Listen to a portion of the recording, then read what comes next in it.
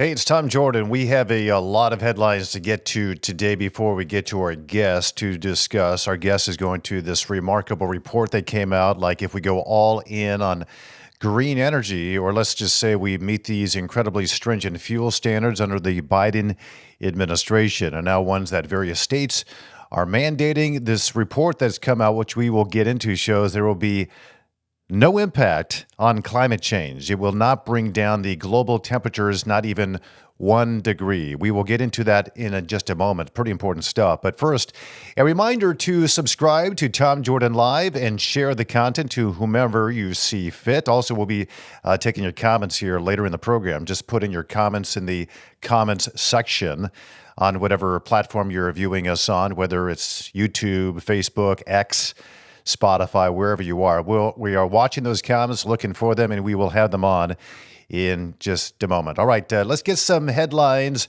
First off here, talking about Joe Manchin. This is a big deal. It's a sharp rebuke to Vice President Kamala Harris. Senator Joe Manchin, now an independent, formerly a Democrat, has made it clear that he will not be endorsing her for President of the United States. It's a bit of a fallout, and it comes after Harris expressed a lot of support for eliminating the Senate filibuster to pass abortion rights legislation.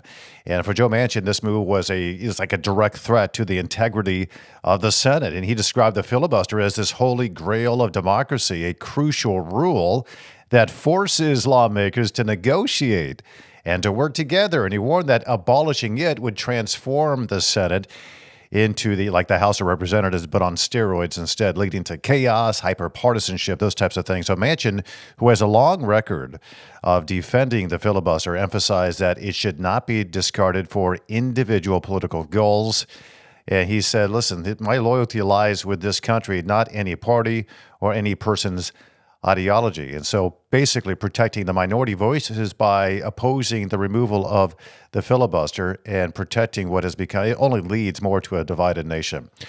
Okay, looking down south of us here in the United States, it is a win for free markets. This next story, way down in Argentina, because the free market works, as they are now finding out. Argentina is experiencing a rental market boom following the president of Argentina's decision to scrap the country's strict rent controls. For years, these rent control laws were intended to make, housing more affordable, but in practice, they caused rents to skyrocket and led to a housing shortage. And since the rent controls were lifted not long ago, the supply of rental properties in Buenos Aires has surged by more than 170%. And then the rents have declined by 40% in real terms when adjusted for inflation.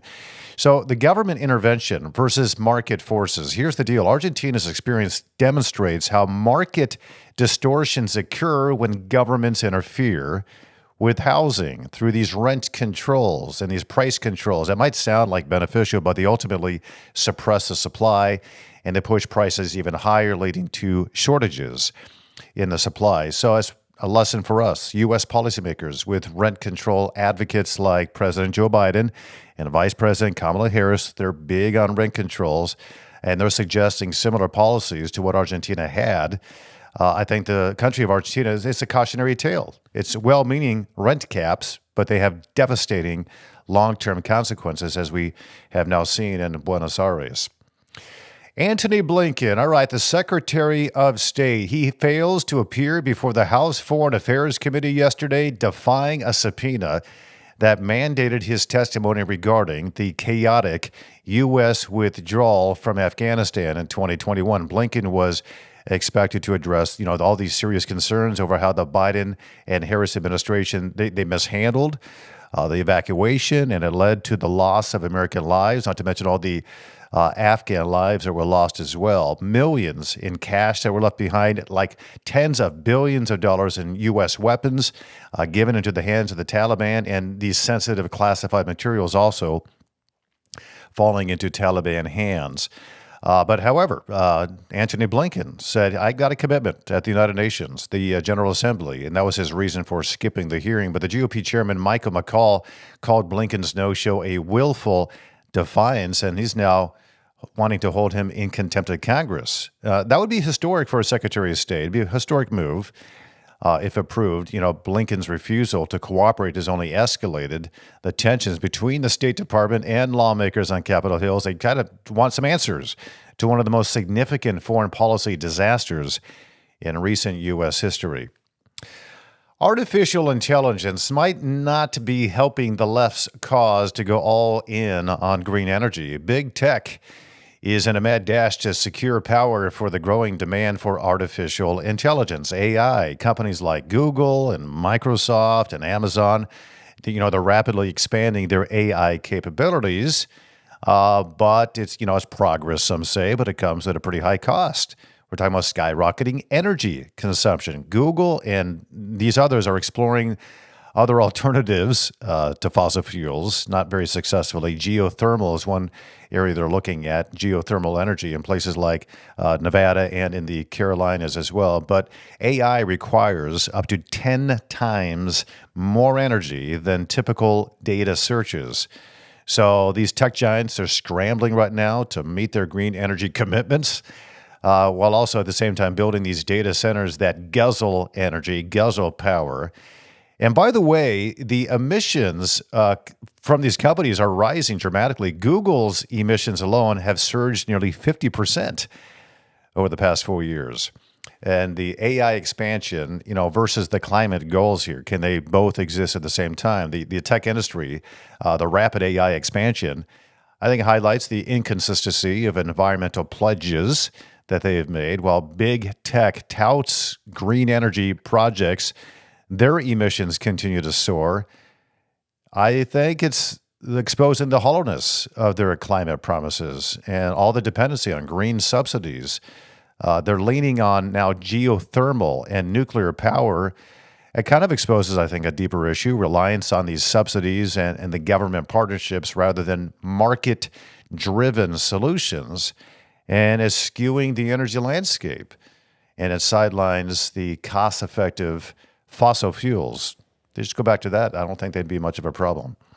I used to wonder, when I lived on the left side of the country, why we were always paying more for things compared to the right side of the country. Like gas was always at the top of my query. Like in 1995, I'd ask, why am I paying $1.30 a gallon while Michigan is paying 59 cents a gallon? Same time.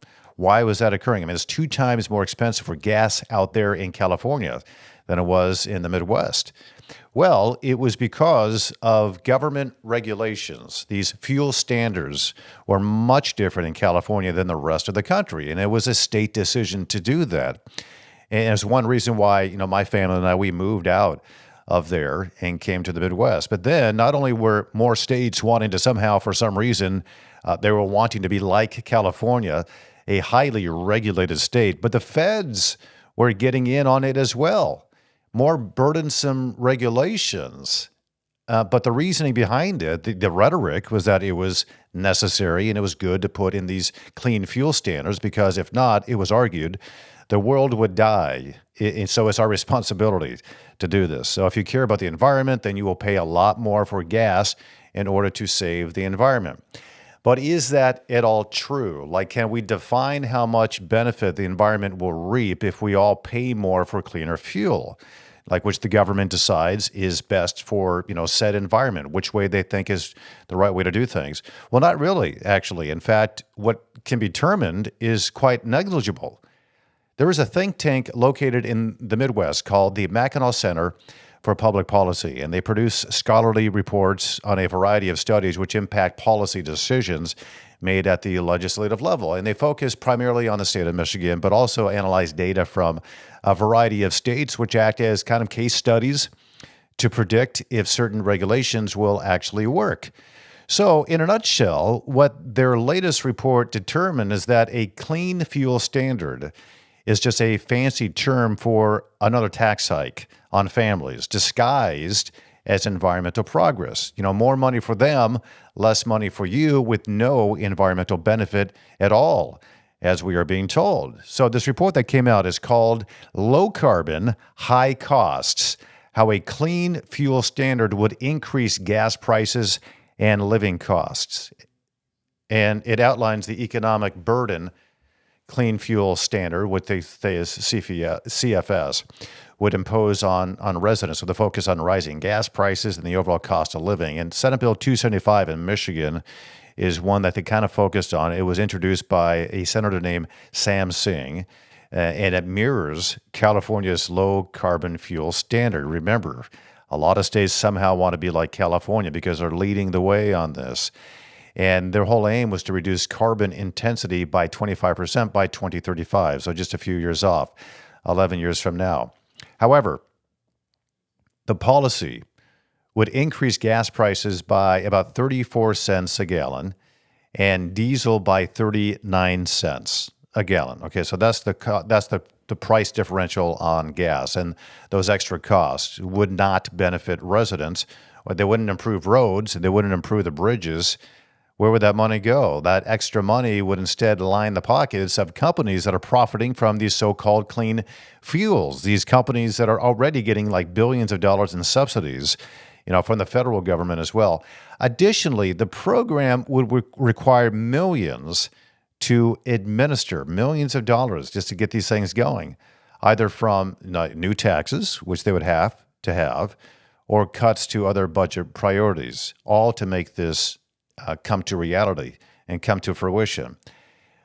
All for what, though? Because, again, like I said, the environmental impact is negligible, is hardly there. So the idea is to lower the global temperature, right?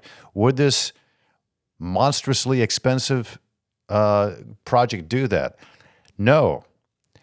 Here's the deal. It might reduce global temperatures by just 0.003% or 0.0003 degrees Celsius by the year 2100. So basically nothing, nada. I mean, I don't think any one of us could decipher a drop in temperature by 0.0003 degrees. We could barely feel 1 degree, but this isn't even close to that. So it will lower the temperature by 0 degrees. So hardly worth the financial strain on people already grappling with inflation. It is government overreach. It's disguised as environmental policy, forcing higher costs on families and businesses. And there's these similar programs in California and Oregon have resulted in sharp gas price hikes, proving that these policies drive up costs while offering little in return ultimately. And the bill places the burden on taxpayers while reducing their options and leaving them to cope with higher fuel and everyday expenses. We're hoping to get Jason Hayes to join us here from the Mackinac Center for Public Policy in just a moment. But before we get to that, there's a lot of people out there who think that, I want to touch on this because it's an important topic. A lot of people think that football is dangerous. What do you think? 9 late in the game. Here's a 3rd and 4. Oh my goodness, Juju is laid out. He was hit by Cisco. 12 of 19 in this half. Oh my goodness! Goodwin just got unloaded upon by Blake Countess. Here's another one. Watch out. A flag on the hit by Derwin James, who just laid out Ashton. Backs him up. No fair catch. What a hit by Ricardo Lockett. There's a reason why I brought that up. We'll get to that in a moment. But first, I want to talk to Jason Hayes with the Mackinac Center for Public Policy. And we had a little bit of trouble connecting to you. Jason, apologize for that, but thanks for coming on the program. Really appreciate it. Sure, not a problem. Glad to be here.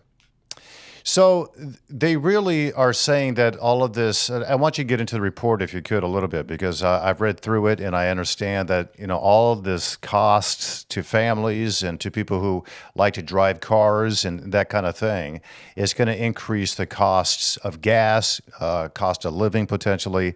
But is there any benefit to the environment like they're touting that there is? I heard you just kind of hitting on this topic when I first logged in. We got everything to work. So basically, no, there's almost no impact to the natural environment. So, sorry, pardon me, a frog in my throat.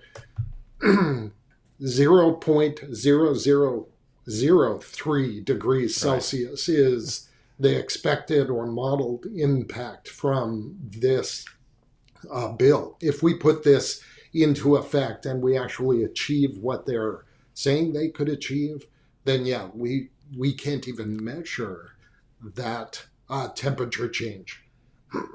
Pardon me. No, you're fine. Can you then kind of go through this report, because I was stunned, and I think a lot of people will be kind of stunned when they realize to the degree that this is not effective at all. Can you kind of give us a summary of why this report was, I guess, the genesis of the report, why it was necessary, and some of the key findings that came out? Sure. Yeah, we did this report because in the Senate in Michigan, there's a bill, Senate Bill 275, that would impose this low carbon fuel standard on the state, and it would force Michigan drivers to use fuels that have lower and lower, they call it carbon intensity. And so our modeling showed that basically once this was fully implemented, it would raise the price of fuel by 34 cents for gasoline. It was 39 cents for diesel. And effectively, that would add another $350 a year to the average Michigan household in terms of energy costs. So we're already paying over $1,000 a month total, all of the different products and that we buy because of inflation. And so now just pile in on top another $30 to $40 a month for additional energy fuel costs to be able to move yourself back and forth, to get to work, to get the kids to school, to go to the grocery store, to do the things that you do in everyday life. So this is the sort of impact that's going to have on the average person.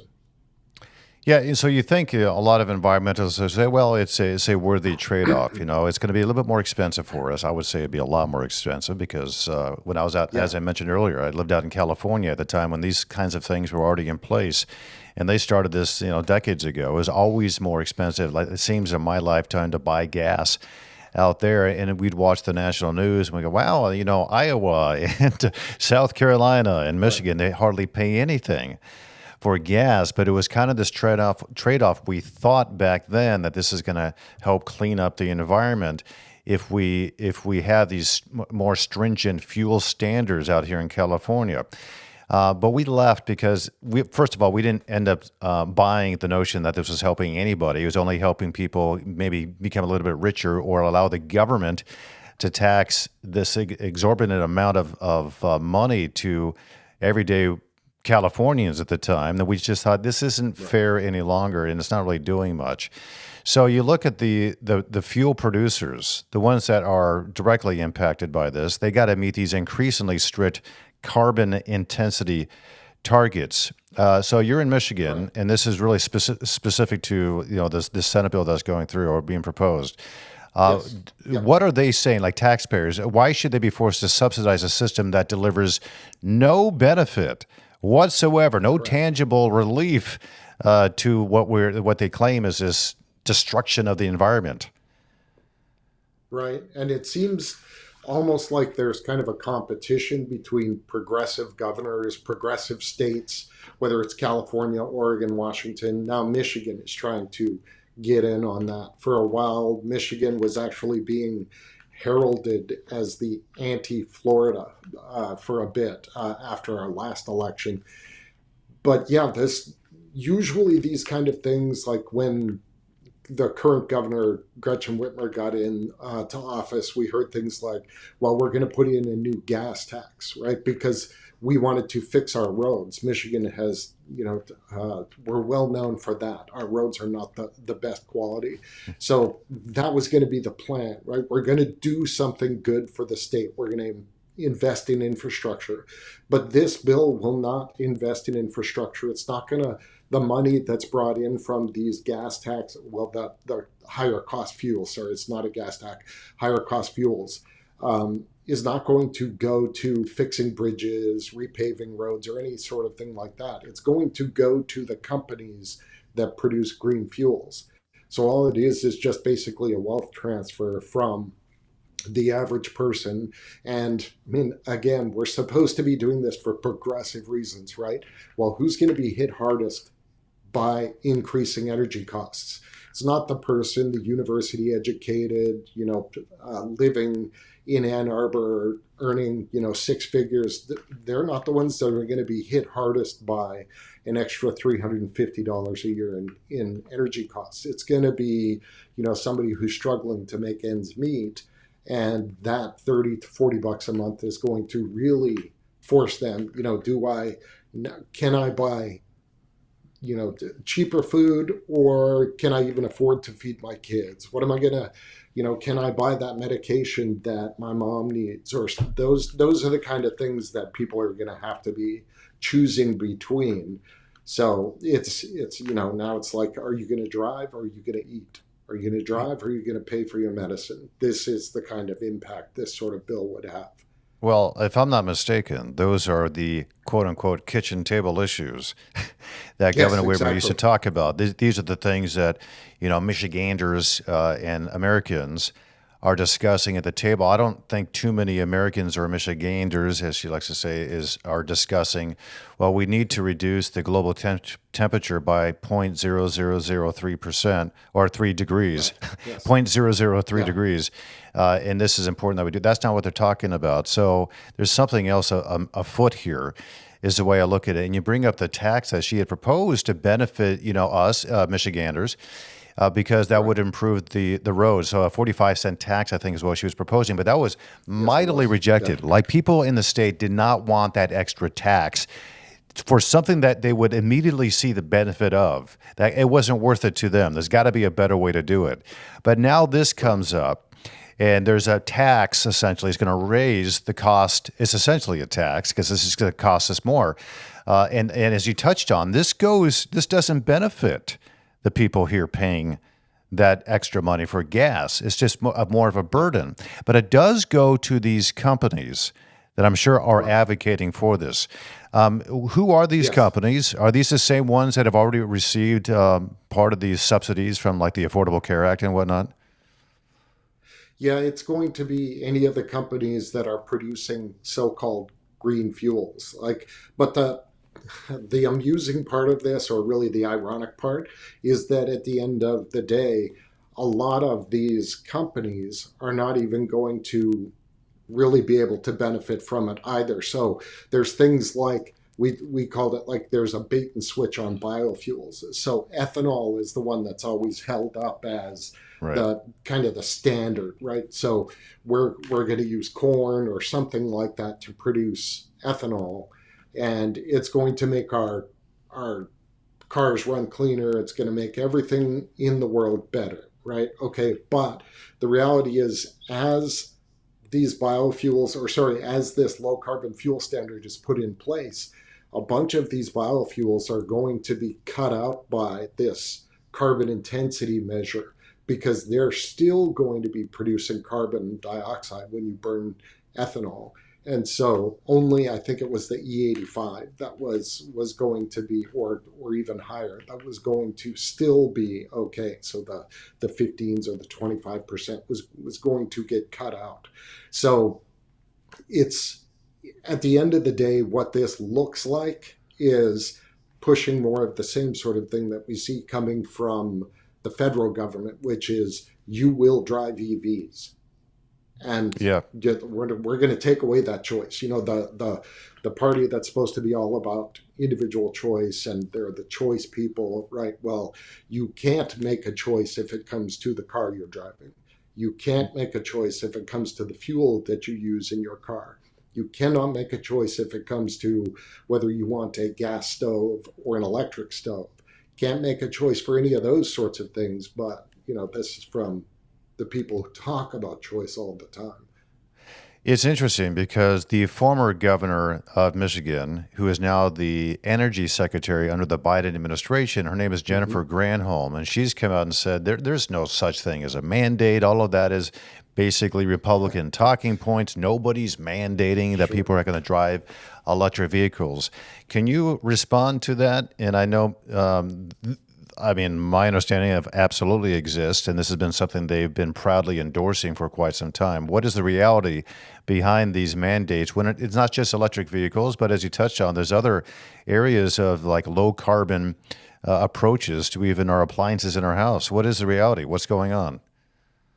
Yeah, they will be mandates. You can't escape it because when, for example, the EPA tailpipe emission standards that they tried to put in earlier in the year, they said essentially based on the amount of CO2 that was able to be produced by the vehicle, you would have to drive a zero emissions vehicle. And the only technology that could meet the fleet-wide standards that the EPA was trying to force was an electric vehicle, because nothing comes out of the tailpipe on an electric vehicle. So you still have the embedded or the initial carbon dioxide associated with manufacturing the vehicle, and you still have to drive the car for somewhere between 2 to 5 years, depending on your electricity mix and a bunch of other factors to kind of zero out that CO2 account.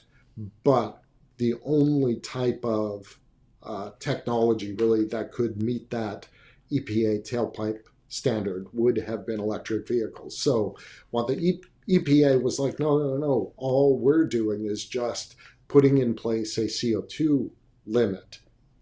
There's nothing available in the market today that can meet that limit except an electric vehicle. So it's a de facto mandate. Right. And it's disingenuous to say there's no mandate to drive EVs. There is a mandate to lower carbon, which the only way to do that is to drive an EV, in their words. And that's why they've been out. I mean, Jennifer Granholm herself has been driving EVs, saying how wonderful they are, and cutting in line to these chargers because there's not enough chargers on her little road trip that she took, and telling people to back off because she needs to charge this first because she needs to show how great these electric vehicles are in a disingenuous manner. I look at this. To me, you always got to look back to, has this been done before? And I look at things like, is there any case study out there that shows that this approach works? And we know full well there are many case studies in relation to energy and the transition to renewable. In our own country, there's California. There's the state of Oregon, which is mentioned in this report. But you can look at other countries as well, and Germany. And has anybody succeeded in this effort to radically change the environment based on these radical measures to put in these mandated rapid transitions to renewable energy? Does it work anywhere? Right. In a word, no. Nowhere has this worked. So we see, like in the paper, we discuss examples of Oregon and California where they have tried to do these low carbon fuel standards. So to transportation fuel specifically, no, it doesn't work, because if you look at Oregon and California, they have the highest gasoline prices in the country. Then if you look at places like like Germany, like you brought up, they have the highest electricity prices in, well, the Western world anyway. So their prices for electricity are so high, it's like 40 cents a kilowatt hour in Germany, that they're literally driving manufacturing businesses like aluminum smelters and that kind of thing, driving them out of the country, and they're relocating, whether it's in the United States or in China or wherever. German companies are leaving the country. So they put their Energiewende program in place, but it's made their electricity unreliable and expensive. So in UN meetings, they were kind of, chuckling behind their hands when then President Trump said, look, you guys are totally reliant on Russian natural gas. And they were like, what a moron. He doesn't know what he's talking about. But then when Russia invaded the Ukraine and there was started to be restrictions on natural gas flows throughout Europe, the Germans were kind of bereft. They had no other choice. So what did they do? Instead of sticking with their green energy program, they went back and fired up their old lignite plants, the old coal plants that they had mothballed and just had sitting and waiting.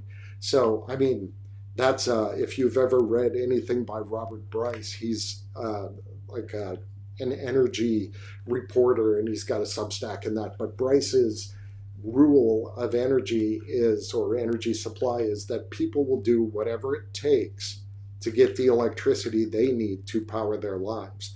And that's what happened in Germany. When they couldn't get Russian natural gas, they started using coal again. But they're supposed to It's a be the national green. security issue, as you touched on. What It happened with totally Russia is. and Germany, and they're now dependent on Russia, just like Donald Trump said they would be, and it gives Russia the upper hand because they have control of their energy. And Germany had to switch back to the old fossil fuels because that's what people need. Right. And if you get rid of energy, I don't think we in the United States understand this fully, but they sure do in third world countries where fossil fuels are not readily available. How that has a direct impact on the poverty rates and hunger and all these Right. crises that occur in these other countries. How great we have it in direct relation to the abundance of fossil fuels in this country. And it's astounding to me that Jennifer Granholm also said this. And you mentioned China, for example, and Germany having to now, these companies having to flee Germany to go to places like China. Jennifer Granholm, in that same conversation about how there's no mandates, that's just, hyperbole type of thing. There are mandates. But she also said that if we switch over, the faster we switch over to renewable energy, it will help us have more independence away from China. It will be great for manufacturing in this country. And the economy will boom, and we will be able to decouple ourselves more quickly from China. In my understanding, again, I'm just a layperson, just an average guy.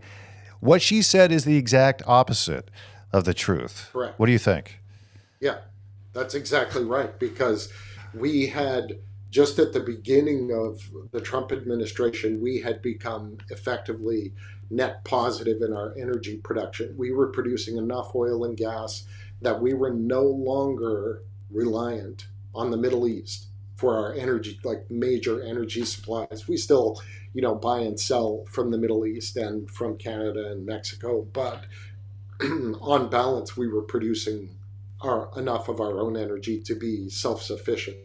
So that's something that every presidential administration from both parties had said for decades, that we needed to be energy independent. Okay, so we finally got that. And then immediately after the current administration comes in power, they start restricting. No, we're not going to. We're going to put bans on new LNG exports. We're going to shut down pipelines that are being proposed. We're going to close off areas in Alaska from drilling. We're going to shut down federal lands and give out fewer permits. So all of these things immediately kind of restrict some of the supply. And so our then answer is, well, it's okay because we'll just buy solar panels from China.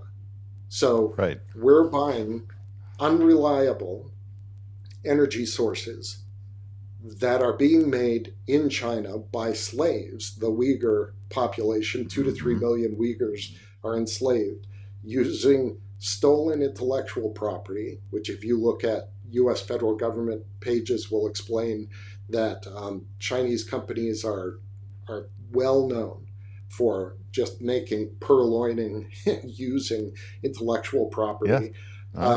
And then to put the cherry on top of that cake, it's being made using coal fueled energy, because the Chinese are building 1 to 2 new coal plants every few weeks.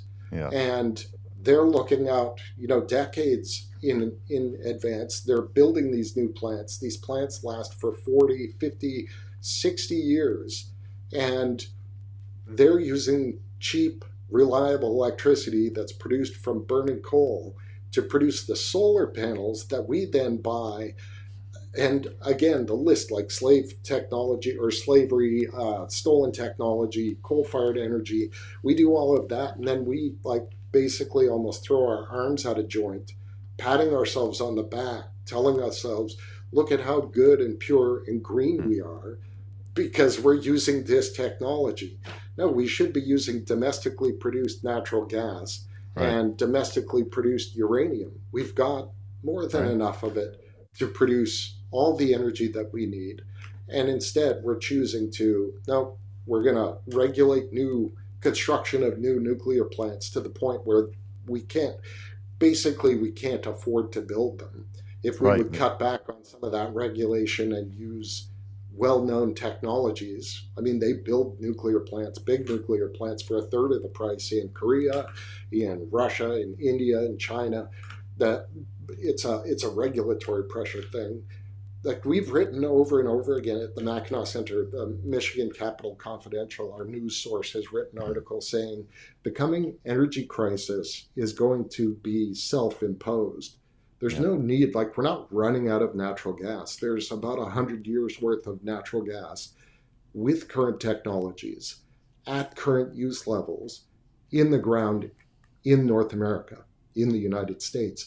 And if and when that runs out, we have 500 to 700 years of coal in the ground in the United States that we know how to gasify and use as methane, natural gas. We can do this like, and, and when that's all said and done, we have literally millennia worth of uranium and thorium. All of that is readily available using current technologies that we could use. I mean, we have thousands of years of spent fuel sitting on the side of our nuclear plants in dry cask storage. If we would start recycling our nuclear fuels like France does, we'd have thousands of years of energy. So again, this is all self-imposed. There's no need for us to be paying high prices for unreliable electricity that's Yeah. produced by slaves using stolen Oh, it's intellectual horrible. property in China. It's This is awful. insane. And then you talk about, well, at least we'll have access to cobalt. Well, cobalt is being produced by slaves as well. And these foreign lands who benefit the Yes. foreign lands, many of them are enemies of the United States. And so how is that good as well? None of it makes sense. You're right. It's a self-imposed crisis.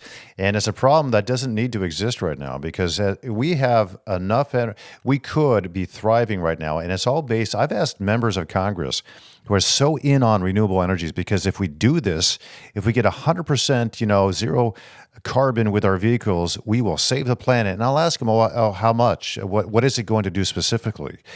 Maybe you look at the temperature. How much will it reduce the global temperatures?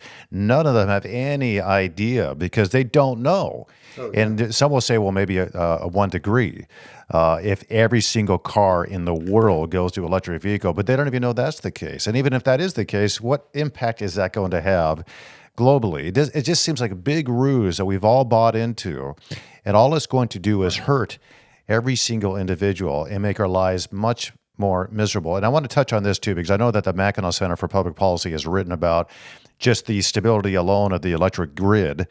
And in all of this, pushing to renewable energies, we got the development of artificial intelligence. There's all these new demands. If EVs come online at the pace that they would like it to, that's going to put a huge stress on right now, which is not a very reliable energy grid. And I know the system operator in the Midwest has been warning about this for a long time. We've got to do something here. What Yes. what has the Mackinac Center for Public Policy found out about that? Yeah, we just produced a paper, which if people want, they're welcome to download. It's at mackinac.org, and it's MACKINAC.org. But it's called Shorting the Great Lakes Grid. And we used that title with permission from Meredith Angwin, who produced another excellent book called Shorting the Grid. So I'd recommend them both to your listeners. People should read both of them. But essentially, what we wrote about is that all across the Midwest, so the 7 states, we went basically around the Great Lakes, so Minnesota, Wisconsin, Illinois, Indiana, Ohio, Michigan, Pennsylvania, we went around that loop around the lakes. And every single one of the states has some form of net zero or 100% clean energy mandate. And so when you listen to the utilities in these states describe their long-term plans, they say, well, we're going to do this sort of thing. And we understand that occasionally there's going to be times when the wind's not blowing and the sun's not shining. And when our wind and solar aren't producing in this state, that's okay. We'll just go to the MISO market. And MISO is that regional grid operator you were talking about, the mid-continent independent system operator. And so basically they manage the grid from the Canadian province of Manitoba through the Midwest down into Louisiana. So that big string right through the middle of the country, that's their grid. And so their saying that this rush to decarbonize is causing material and serious impacts on grid reliability. So our paper looked at that and said, okay, these 7 states all have the same plan, but they're all planning to go to the MISO market when wind and solar aren't producing. Okay, if the wind's not blowing in Michigan, it's not blowing in Detroit, it's not blowing in Toledo. Okay, you're not going to be able to get wind and solar power from Ohio in Michigan. So the MISO market is going to have shortfalls, and this is what they're talking about. So there's John Bears, the CEO of MISO, has published papers explaining this, saying we're at a breaking point here because this rush to decarbonize is causing such difficulties with grid stability. So everybody's going to be going to the regional market at the exact same time, all saying, well, we all need solar and wind to produce. Okay, well, nobody's solar and wind is producing because we have, to bring up Germany again, a situation that the Germans call Dunkelflaute, which is windless, cloudy days. Okay, so if we have Dunkelflaute in the Midwest, we're going to be stuck sitting in the dark. And so they're saying, they're forecasting numbers as, like 5 gigawatts of shortage, 8 gigawatts of shortage by 2032. So this is what our report explained, that we're all going to be sitting in the dark, consoling ourselves that at least while it's a green dark, while people freeze to death. Right. Again, it's insane. It doesn't make any sense. Being in Michigan, I've seen many days of Dugamflagloch, whatever you called it, in my time here. And there's a lot of those days. And so from the satellite view, what you'll see is a big dark spot in the center of the country. That'll be thanks to this rapid push unnecessarily to renewable energy. Yes. I love speaking to you, Jason Hayes. You're wonderful. You're very knowledgeable, a lot of deep research. And just a reminder, people can go. I've been going to this website for a long time now. It's MichiganCapitalConfidential.com, I believe, right? And if you want some policy papers, whatnot, it's Mackinac.org. Mackinac is spelled, by the way, with a C at the end, not a W. It's MACKINAC.org, like the island, except not on the island, Mackinac. Yes. Jason, it's such a privilege to speak with you again. I can't thank you enough for your time. Thank you for joining us. Yeah, glad to do it. Thanks for having me on. Appreciate it. We'd love to have you back. Thank you so much. Jason Hayes, the Mackinac Center for Public Policies. Go to their website. They have so much pertinent information that deals with all these things on a scholarly level, but listen, I'm a lay person, so I can read it. If I can read it, you can read it. Okay, so I want to show you again this football video, because a lot of people are saying that, football can be dangerous. 9 late in the game. Here's on 3rd and 4. Oh my goodness, Juju is laid out. He was hit by Cisco. 12 of 19 in this half. Oh my goodness! Goodwin just got unloaded upon by Blake Countess. Here's another one. Watch out! A flag on the hit by Derwin James, who just laid out Ashton. Bats him up. No fair catch. What a hit by Ricardo Lockett. Ouch. Yeah, that hurts. And oftentimes when we think of broken bones or some type of orthopedic injury, that's what we think of. We think of a bad hit in the NFL at a football game. Maybe it's baseball or something of that nature, or a kid climbing a fence and falling off and breaking his or her arm. But the reality is a lot of these orthopedic injuries, broken bones or a problem with your hips and knees, they happen over a longer duration, a longer period of time. It's this constant wear and tear. And then sometimes it might be that final thing that causes it to snap or something of that nature. So the reality is a lot of Americans and a lot of people in Michigan, Southeast Michigan, are suffering with these things as well, wondering what they should do about it. I want to bring in orthopedic specialist, Dr. Matthew Caid. He is in Brighton, Michigan, and he's joining us now and joins us to discuss the most common types of injuries, the most common surgeries that he encounters, focusing on hip and knee and arthritis and trauma. And we're also going to explore some of the advancements in orthopedics that we are now, thankfully, we have in this day and age with technology and just common knowledge as we learn more about the various techniques and the outcomes of modern surgeries. Dr. Caid, it's very nice to have you. Thank you for your time. Hey, Tom. Thanks for having me. Appreciate you. Very much appreciate it. And the reality is, I've got a lot of friends who get into a certain age group and they're like, I mean, it could be in their 40s, could be in their 50s, but suddenly my hips hurting me, my knees hurting me. What are some of the common, types of injuries that you deal with, and what's the genesis oftentimes of those injuries? Typically, arthritis takes years to build up, and it's as simple as a sprain, or they twist their knee, or they take a fall, and it really irritates that pre-existing arthritis that really gets inflamed and kind of starts a chain reaction. So, and it's really common. We probably do about 500,000 hip replacements in the U.S. each year, and we probably do about 800,000 knee replacements a year. And that is remarkable. the numbers keep going up, So, when you're younger and you think about, what are the things that might down the road lead me to maybe developing arthritis? What are the common things that we do that maybe we can prevent this outcome, this arthritic outcome that we don't want? Yeah, actual trauma, so bad falls, broken bones, things like that can lead you to have arthritis. We call it post-traumatic arthritis.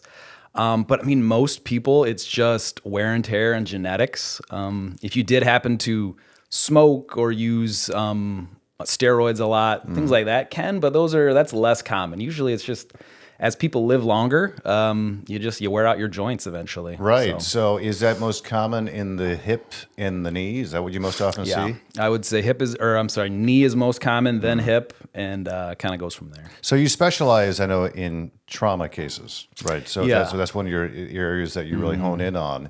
And so when you think about the increase in trauma-related injuries over the years, what trends do you see in terms of that you notice in the types of injuries that people are experiencing when it comes to trauma? Yeah, the trauma that I see at some of the local hospitals I take call at, it's a lot of the elderly people who are tripping at night, honestly. Like we see that loose rugs, no handrails, limited light leads people to take a spill, and they usually see us in the ER, and then it's, instead of a hip replacement that we plan, it's a hip replacement because they broke their hip, actually. So. At that point, there's not much that you can do other than if you break the hip. I mean, what are the options at that point? Yeah, the three main ones are you put a couple pins across, or you put a rod down the hip, or you do a replacement. So I do a minimally invasive anterior hip replacement, even for traumas. So they do pretty well. They bounce back pretty well. Okay. So. How is orthopedics advanced? You think about, I was involved in an orthopedic practice, gosh, I think it was 25 years ago. And back then we thought, well, look at all these great advancements in orthopedics. And it was true back then, but now it's 2024. What have you noticed in your practice, in your career? Yeah, I think that robotics has come a long way. It's not that new. It's been going on for at least 10, 15 years. The most recent thing is augmented reality, which is where the surgeon wears special glasses and you can see a 3D overlay on top of the knee. Oh, wow. That's from the CT data that we have. So it's similar to robotics where just the robot can see where to make cuts, but this is actually, I can move things around. It's in its infancy, but that's probably the newest thing. I don't do that in practice, but it's coming down the road. But that would be in real time. So during the surgery, you can see the various, the more detail I would imagine, the better for you, for the surgeon. Yes. It's great. The new technology is really, it's not there yet, but it's helping. But there is a lot out there. So how does that, these advancements that we have and what you see in your practice, how has that affected the outcomes of the various surgeries? Yeah, I think that it does a lot of things. So it avoids complications and errors, which are very low in a hip or knee replacement anyway. But we're allowed to do things that are a little less invasive, so people's recovery is faster. And then, especially with knee replacements, we're really focused on balancing the ligaments. And so if we can tension these ligaments in real time with data from a CT scan, it really helps.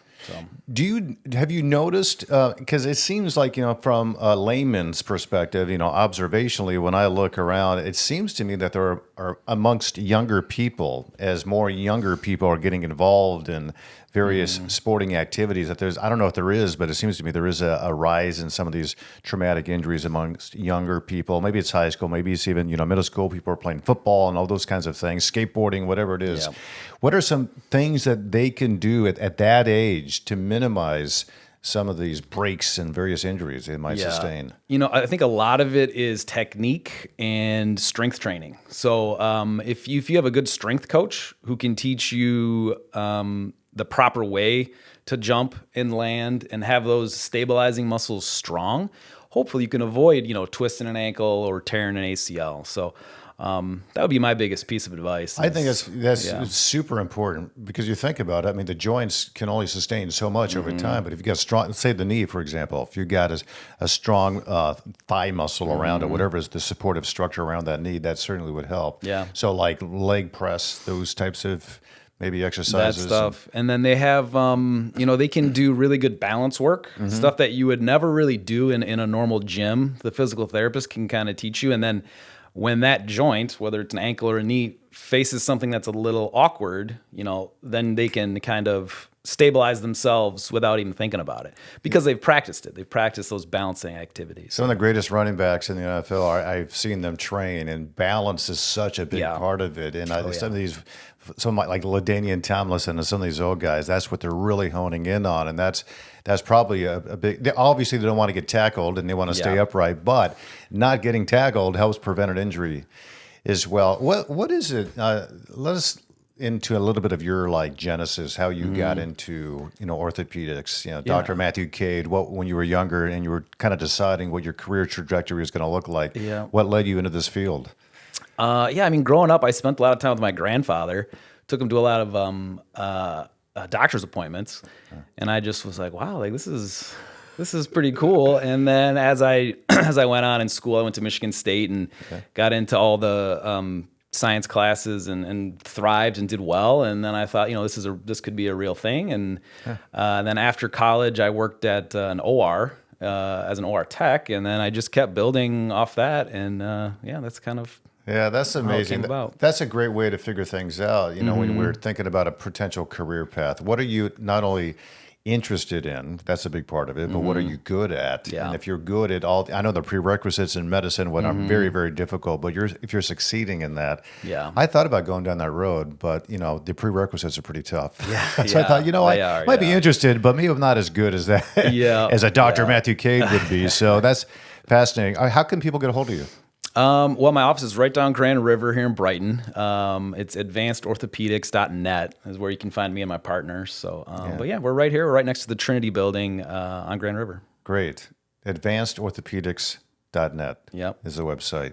Dr. Matthew Caid, so good to have you. Thank you for your time, and we'll keep having you back in the program. Thanks, Tom. Appreciate it. You're great. Thank you so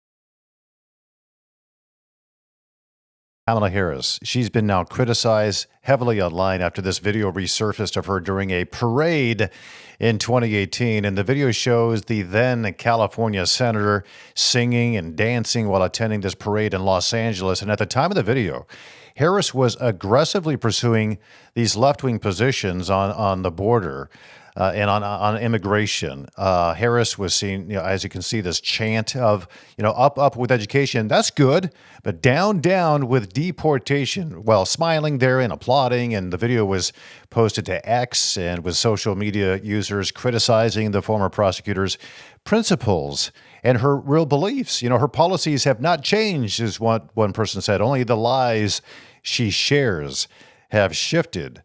That was one user on X that was posting in reaction to this. And it's a flashback to her time also as the California Attorney General. So that was 2018, that video. But back in 2012, Vice President Kamala Harris found herself at odds with the Obama administration over these contentious immigration issues. Back in 2012, she was supporting this guy named Sergio Garcia, not the golfer, but somebody else. He was an illegal immigrant in his bid to practice law in California. An illegal immigrant wanted to practice law in California. Even Barack Obama said no, because at that point, he was still pretty strong on the border. So the Obama administration opposed that move. Said, listen, this is a violation of federal law. You cannot do this, Kamala Harris. But Kamala Harris argued that, well, listen, the state has the authority to grant Garcia a law license ultimately. So, lo and behold, Garcia became the first undocumented immigrant, illegal alien, that has been allowed to practice law in the state of California. And Kamala Harris even awarded him the Medal of Valor, and he later voted for her in the 2020 presidential election after becoming finally a U.S. citizen. So he was allowed to vote after all that. So it just seems like this issue highlights, she's got a very lenient stance on illegal immigration. She's promised that she would like to, if she becomes president, find a pathway for all the current illegal immigrants in this country to become U.S. citizens. All right, I said I would get to your comments here. You got a few minutes left. Let's jump on them. I know Cameron and Caleb are about there watching all the comments coming through. Let's bring them up. Cameron, what do we have so far? From the engineer. Tom, what do you think about Kamala Harris coming out with her plan to end the filibuster? Well, I agree with the former Democrat Joe Manchin, who says the whole point of a filibuster was to keep the Senate sane and not beholden to these radical majority partisan viewpoints.